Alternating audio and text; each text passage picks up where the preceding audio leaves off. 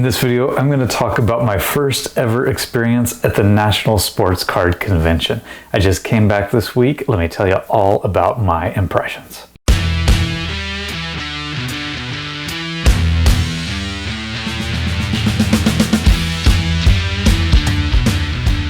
What is going on, everybody? Thanks for joining me back on my channel, Brutus on Baseball. Like I said, this year was the first year ever in my life that I've decided to go to the National. It was always somewhere way over on the East Coast, right? Atlantic City, Cleveland, maybe Atlanta, Chicago. Chicago's not the East Coast, but close enough for my purposes, being way over in Vancouver. And it was just never made a lot of sense to actually make the trip all the way out there just for a card show. But I kept on hearing about how huge it is, how massive it is. And I figured with the kids being 12 this year, this would be the year to go because this is the last time they can get in for free and tag along with me just to be able to check it out. So we decided to make a family trip out of it. Took my partner Nina and the two kids, all went to Chicago for 7 days. And I only planned 2 days at the National, another 5 days on top of that before and after the National, just to sightsee around the city, check out Chicago, see some games.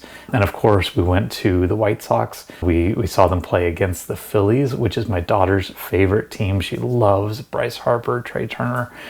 So that was incredible to be able to see them. And not only that, the day that we went to the White Sox, it was on the Wednesday, I think July 30th. It was a rain delay for 3.5 hours. And so the place was almost entirely empty by the time the game started. And we were able to go down and essentially sit in the first row right next to the first base dugout. My kids, they tried to get Bryce Harper's attention while he was over there playing first base, but couldn't do it. But my daughter wore that, Bryce Harper eye black, just to be able to get into the mood and enjoy the game. So Phillies lost, unfortunately, but we had some cool interactions with the first base coach of the White Sox. Every time the White Sox scored, we'd boo, and he'd kind of turn around at us and make some faces. And it was a fun game. And then on top of that, we also made it to the Wrigley Field, one of those meccas of baseball. The kids, their first time going. It was a cool opportunity to be able to take the family and watch a game there. And again, a great game there. The Cubs were up in the top of the ninth, allowed one run to the Orioles to tie it. And then Justin Turner, that was the day that he hit the walk-off home run in the bottom of the ninth inning. So an incredible day out there at Wrigley Field as well. But back to the National, that's really the purpose of this video, right? My overall plan for the National was to go for 2 days. So the Thursday and the Friday, the first 2 full days. And I brought a bunch of cards, a stack of cards to trade. I did bring some cash, but my plan was hopefully to be able to trade some cards that had been kind of sitting that I didn't really want focused on my collection anymore for one reason or another, and see if I could trade them up for something bigger, some of the big needs that I have, especially for Hall of Fame rookie cards. Now, I bought a 5-day VIP pass, even though I did not need to do that, especially for only going 2 days. But I figured for my first trip, I just didn't want anything in the way of being able to spend as much time there as I could and really enjoy it. The VIP package really was not very interesting to me. The autographs, I don't seek autographs really, and the autographs that you get with the VIP package aren't that great in my opinion. Some good players obviously, but nothing that it blows you away. And then you get some free packs and things like that, but it's just not really worth the VIP package. So the next time around, I would definitely buy just the 5-day early entry pass at the very most if I'm going to go for more than 2 days. And if I'm only going to go for 2 days, something like that, again, I might only buy the 1 or 2 day passes. It really doesn't seem to be that big of a deal. Although I must say it was really nice being down there on the floor of the show at 9 a.m. when it's pretty barren, not a whole lot of people from the general admission. You could definitely navigate a lot easier and see a lot of the tables, but that hour went so fast you hardly even noticed it. So the show itself, it was incredible. It was massive, just like I thought it was going to be. But no matter how much you think and plan for what it's going to be like, when you get in there and see how big it is, it's still kind of a shock to the system. So the first day was definitely, finding my bearings, trying to figure out where everything was. And one of the things I will say is they did a really great job of organizing the show so that things were grouped together fairly well. You had the commercial area, kind of the museum collections of heritage and REA and places like that. You had the breakers kind of off to their side. If that was your thing, you could go, but if it wasn't your thing and it's not my thing, you didn't really have to be mixed in with it too much. They had a lot of baseball vintage, tons of baseball vintage, which is very different for my experience, especially living in Vancouver. You go to card shows up here, you see tons of hockey and lots of TCG, but here baseball vintage was really the primary thing that most people had. There was all sports really, so it didn't matter if you were baseball, football, basketball. There was some hockey, not a lot, and just like 5% maybe TCG, which was really nice to see from my opinion.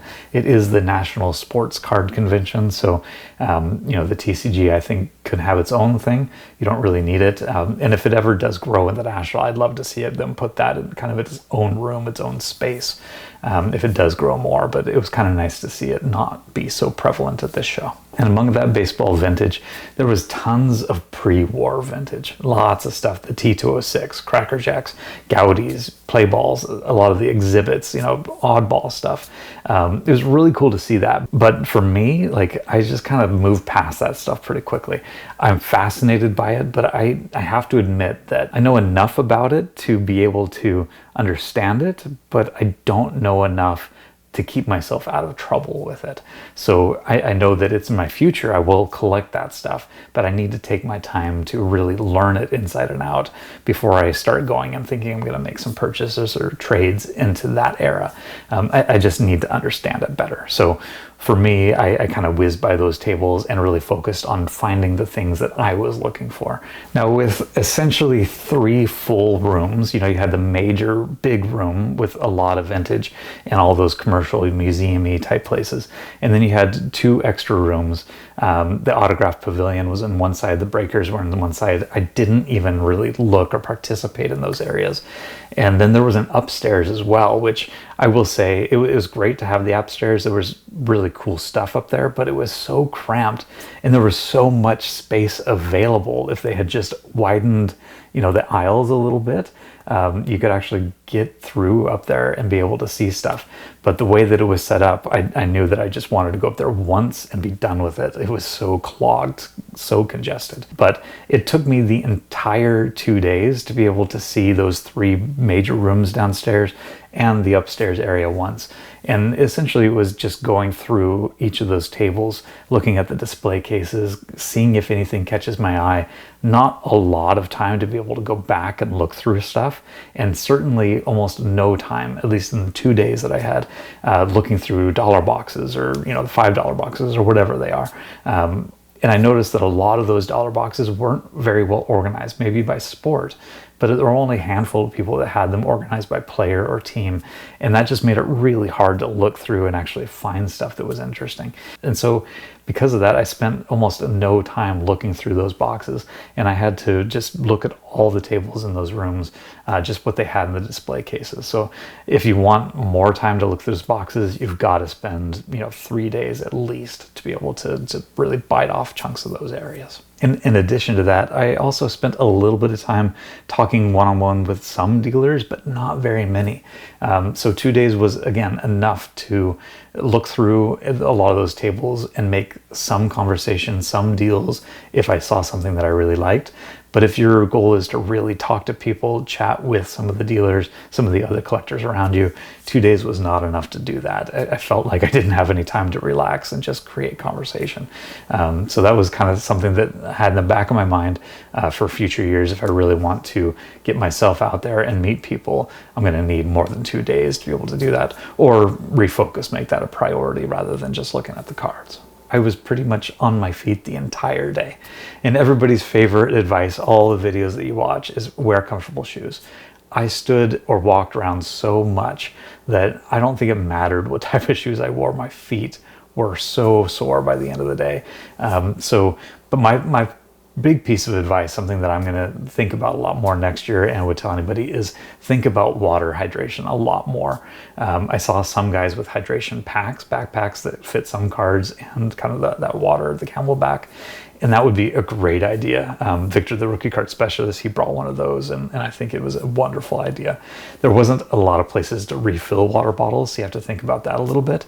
But it's nice to have, just to be able to keep that. I would say that overall the venue did a good job in terms of, accessibility, organization.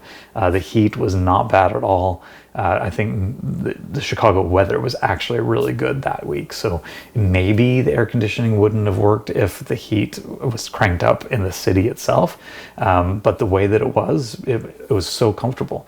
The Wi-Fi was not bad, but the food and the water really difficult to find and be able to get away and get that kind of stuff. So getting into the specifics of the days that I spent there.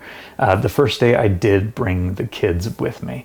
They were a little bit of a distraction. They have questions. They are looking for a little bit of attention, help, trying to find things that they like. And so it distracted me a little bit from being able to focus on my own stuff. If I had to do it over again, I'd probably go by myself the first day, get a lay of the land, figure out what this show is all about, where things are located, and then bring the kids the second day. And that way I can tell them where to go. I can tell them this is where most of the modern stuff is, or this is a great place that has team boxes separated so you can actually look through and find your favorite players, your favorite teams.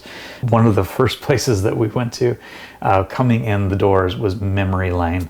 Really cool guys there. Had a conversation with one of them. He said, come back after 11 and we've got a Lou Gehrig bat that you can hold. So I brought the kids back there. It was really cool to be able to hold a piece of history, a bat that they were able to photo match to something that Lou Gehrig actually held in one of the pictures that he took with Babe Ruth. And they had huge smiles after that, just being able to actually hold the bat that, the Iron Horse himself held one day a long time ago. And then I took the kids around a lot of other booths. There were Gary's V friends. He had a booth there. We actually got to meet Gary V. They got autographs on some of the cards from Gary. Gary's always a great guy. He's so accessible. He takes time. He looks in the eye, answers your questions. I love that about him. Checked out the tops, the heritage, the REA, all the museum pieces. And the kids were fascinated by how expensive that kind of stuff is and how rare and how old some of it is as well. And we got a very brief glimpse of Tom Brady at his vault display. It was a massive crowd, people just kind of shoving to get their way in there. So the kids got to see a glimpse of him, but we took off pretty quickly after that, just to not get in the mess of it all. Now, overall, the kids made some trades for themselves, but I didn't make any deals on the first day. I know a lot of people, their advice is to go in there, and if you see something that you really want, don't pass on it because it might be gone the next day. And that's very true. A lot of the things that I saw on the first day weren't there after that, but I also didn't really see anything that caught my eye that I needed that card, one of a kind sort of thing. There were a couple that I had in mind, like a George Brett rookie card. I don't have one yet. I wanted one in PSA 8. That's kind of something I had in my mind that maybe I'd pick up at the show. I also thought about the Bert Blyleven rookie card. I don't have that yet. And then what was the other one? The Mike Schmidt. Mike Schmidt was another one. So those three guys are the three 1970s Hall of Famers that I don't have their rookie cards yet in any grade. And so my idea was to try to go in there and see if I could find some, good looking 7, 7.5, 8s, somewhere around there. And I realized pretty quickly, especially for George Brett, I found tons of PSA 8s of the 75 tops. And so it wasn't really something that I felt like I was going to miss out on if I didn't buy it the first day or trade for it the first day. So I really took my time. That first day I just explored, I helped the kids out. I did try to go to trade night that night, and wow, I found out that is a complete horror show if you don't plan ahead for it. You have to go upstairs in the middle of the day to get a wristband to be able to kind of get in quickly. And if you don't get a wristband, you have to wait in this long line. And it just didn't fit with all of my plans. So by the time I came back to try to get into the trade night, it was actually shut down. They didn't allow any more people to go up. But I ended up just kind of looking around the lobby. There were plenty of people just hanging out in the lobby that hadn't been allowed to go upstairs for trade night, and they laid out their own stuff. I looked around, but I eventually sat down and laid out what I had brought to trade to see if anybody was interested. And so leading into the second day of the show, that's where I really explored kind of that second and third room. I went upstairs and looked at all the tables that I could to try to pinpoint the cards that I really wanted. I think I realized, there's a lot of George Bretts out there, so why am I focusing on that one? Maybe I can take this opportunity to get something a little bit more rare. It's a place where there's so much available, and you're not really limited by your imagination. Whatever you can think of that you could get at this show, it's there. Somebody has it somewhere, most likely.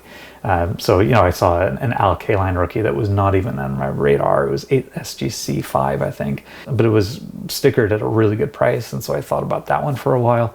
But eventually I did make 2 trades on the second day. I spent very little money at the show overall. The first trade that I made was a Nolan Ryan Diamond King from 1982. Anybody who's seen my recent videos, I have made one about starting the Diamond King run all the way from 1982 to 1991. So I picked up that 82 Nolan Ryan. This one I decided to trade for because it's kind of hard for me to pay 130, 150, 100, I think 70 bucks recently I saw for a Diamond King, even if it is Nolan Ryan and PSA 10. So I traded some cards that I had brought with me instead.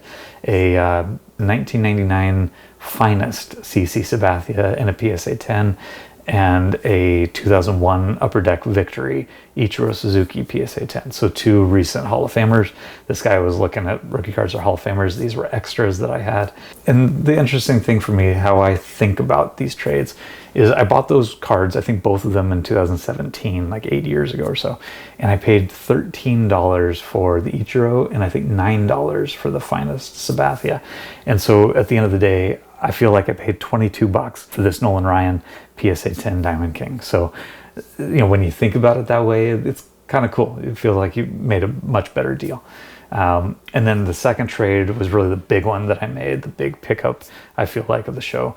I traded my second 91 Topps chipper, so about a $100 card, an 83 Topps Ryan Sandberg BGS 9.5, but it did have kind of the poor subgrades, 3 9.5s and a 9. So not the best, and this is the type of card that I'm kind of starting to shed a little bit. BGS, I'm not as high on them anymore unless they have really, really great subgrades. Some of these older cards that have lower subgrades, I'm deciding to trade those up for something else in a PSA or SGC or maybe even CGC if I really start collecting that much. So I traded that Sandberg. I valued it somewhere around 450, 500 bucks. And then a 83 Topps Gwyn as well with the BGS 9.5, and I had a 9 subgrade as well. So I let all 3 of those cards go. Add them up, I think the Tony Gwynn I thought around 1,300, Sandberg 400, 450, something like that. So that's 1,700. Chipper Jones, 100 bucks. So around $1,800 worth of trade. And what I brought home was a Johnny Bench rookie PSA 8. These have been going somewhere around $1,800, and the centering on this one was fantastic. It just looks magnificent in my mind. So this, to me, was a great trade, and being able to trade some cards that I brought with me that I was thinking about selling anyway. So not having to deal with all those fees and making a straight trade for something that I really needed for that PSA set registry, that ideal. That's the kind of trade that I exactly wanted to make on this trip. So that was my second day. Those are the 2 things that I really did. And then one thing that I learned about trading as well. I didn't think about this a lot going into it, but one of the things that I found important was the key, I think, is to find the tables that have really fair sticker prices. It's hard to negotiate for a trade and the sticker price on the card. So if you've got somebody that is valuing a card that's a couple $100 over what the actual market value is, and you're trying to trade for it, it's not going to go all that well for you. You're probably going to end up trading a lot more card value for that card than you would want to typically. So really seeking out those tables that have fair market sticker prices to begin with makes it easier to trade and feel like you're actually getting something of value out of it. And I did actually go back for a third day because I had just a little bit of time on the Sunday before the Cubs game started. And so I went back the Sunday just for the VIP hour, 9 to 10 a.m. And the reason why I decided to do that, there were so many cards there still that I wanted that I don't have. And maybe people would be willing to negotiate a little bit more on their sticker prices because it's Sunday. They're starting to get ready to go home. So I went back, and on the Sunday, I bought the only card that I really purchased. And it was this 1963 Willie Stargell rookie SGC 7.5. And again, great looking card. Centering looks pretty good. Edges, corners, like it's a 7.5. It's not going to be perfect, but it looked really good to me for the grade that it has. So I picked this one up. It's been going somewhere in the 800 range, and I managed to negotiate this guy down. I paid $700 for it. So really great pickup on the Sunday. And what I've kind of decided, if I do this again or do this type of show again, I can go the first day or two, but I really want to make sure that I can get in there the last day and just look around, kind of take notes for some of the cards that I'd love to come back and look at and perhaps buy if they're willing to come down on their price a little bit. So those are the 3 cards that I picked up. So that was my show specifically. There was one thing that surprised me a little bit. There wasn't a whole lot of like 90s insert cards available. Some people did have a lot of non-graded insert cards. Not a lot if you're into the set registry stuff. And those that did have a couple, there were a couple of statistical standouts, there were a couple of Donruss Elites, things like that, but they were really overpriced, so way higher than I would be willing to pay for them. But I was going there hoping to be able to find somebody that has a table that has some 90s insert cards, stuff that's just not easy to find, and was not able to find hardly any of that at all. So that was kind of interesting. There's definitely a market out there for that. So I would encourage dealers to bring that kind of stuff. I was definitely looking for it, and I know other people do too. The other reason to go was the community, right? Being able to meet all the people out there. And like I said, I didn't have a lot of time during the show, but I did have time after the show closed to mingle a little bit and get to know people. There's certainly some content creators that I'll gravitate toward because I like their messaging or I like their collecting style. And there's others that I won't. There's some big ones out there that kind of turn me off a little bit. I'm not looking to rub elbows with those sorts of people, but there's definitely some really cool ones that I watch their stuff, whether that's on Instagram or on YouTube, and just seem like really great guys, and I wanted to be able to get to know them better as well. So one of the things that I did is I attended the YouTube Content Creators Get Together, which was on the first night, the Thursday night that I went to the show, and Mike Moynihan puts that together. And the one thing I'll say is it was a complete disaster this year.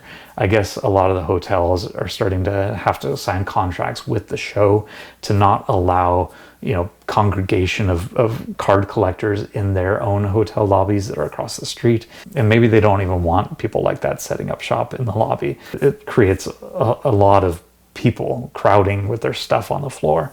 So I don't know if it's something the hotels want to do or have to do because of the card show and the contracts that they have. And that affected this group of content creators that get together that they usually have. So after walking back and forth quite a bit, we eventually settled on the lawn in front of one of the hotels.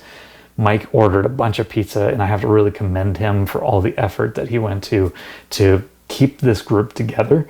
It was shedding people left and right after half an hour, 45 minutes had gone by and we didn't know what we were doing. Walk one way and then the other. But by the time we got there on the grass, had the pizza, it was just really cool to be able to see all these guys in person, have some conversations.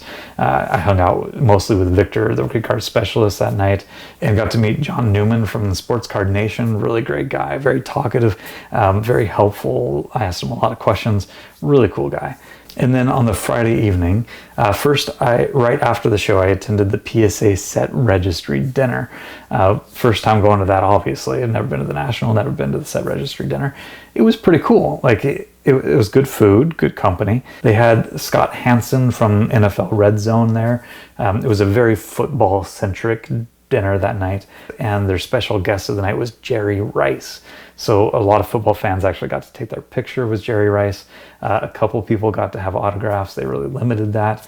But we all got this really cool limited edition PSA set registry dinner numbered Jerry Rice card, slabbed by PSA. For Jerry Rice collectors out there that care about this stuff, I'm sure there's going to be a market for this sort of thing as well. And it was just another great place to meet like-minded collectors, people that are interested in the PSA set registry. It was a lot of fun. And then right after that dinner, just across like the open square, the guys from Spitball and Cards, Scotty B, Phil, Chris, these guys put together a little get-together for, you know, content creators, I guess, collectors, just to be able to kind of get out and meet each other. And that one was really cool. It was actually, I think, even a step better to be able to chill. We weren't on a lawn, so that was nice. But chill, you know, at some tables, have a little bit of food, some drink, and really get to know some cool people at that one too. Dave from the Instagram Signed and Slabbed, I had a great conversation with him, obviously, about Mookie Betts, and I got to see him execute a deal for a card that he's been looking for a very long time, a rare Mookie card. So that was pretty cool. Bill from Ephus Pitch, or Stitchy McPatcherson, or whatever it is now, great guy, like being able to meet him face to face. Josh at Rated Rookie, Scotty B, of course, Jeremy from Sports Card Live, and so on and so on. Like, these guys were great guys, and it was great to be able to put a face to a name, and sometimes even a name to a face. So it was really cool to be able to meet one-on-one or in a small group and just have real good conversations about collecting, showing off our cards to each other, what it is that we were looking for, hoping to accomplish there, and just talk about, you know, life, real stuff. So it was great to be able to go to the show and witness that and pick up some cards. But what I take from that is much more than that, just the relationships, the networking, the fun conversations of people who really understand what it is that drives you in this hobby. So beyond a doubt, that was a huge piece for me of what I wanted to take away from going to this show. Anybody who's wondering if they should go, I think it's something that everybody should do at least once. If you've been before, you know what to expect. But if you haven't been, you have no idea what it's actually going to be like. And it is massive. It's overwhelming. I don't think that you should go to make great deals or get really great prices on cards. Maybe on that last day you can, but I think it's much better to, you know, meet with people and talk to them. And then maybe if you're looking for a card that is extremely hard to find, there's only a couple of these available out there, then this is the place to find them. But if you're looking for, you know, a card that's relatively abundant, even the Johnny Bench that I got, I looked it up, and in PSA 8, there's over 1,000 graded. There's plenty out there. And even at the show, you know, this is the one that I picked up because it looked great, but there were at least 3 or 4 more that I saw. So if you're looking for that kind of stuff, you can find it at the show. You can find it on eBay. You can find it on Fanatics, you know, whatever, My Slabs, whatever platform you want. But there's something special about being at that show and talking to people. And if you're really looking for those hard to find things, this is the place that you're going to most likely find it. So those are my 2 cents. Hit me up in the comments down below if you have any questions. Always send me an email, brutusonbaseball@gmail.com. Reach out, and I look forward to going again in the future and maintaining these connections that I've made. In the meantime, keep talking baseball, take care of yourselves, and we'll see you around.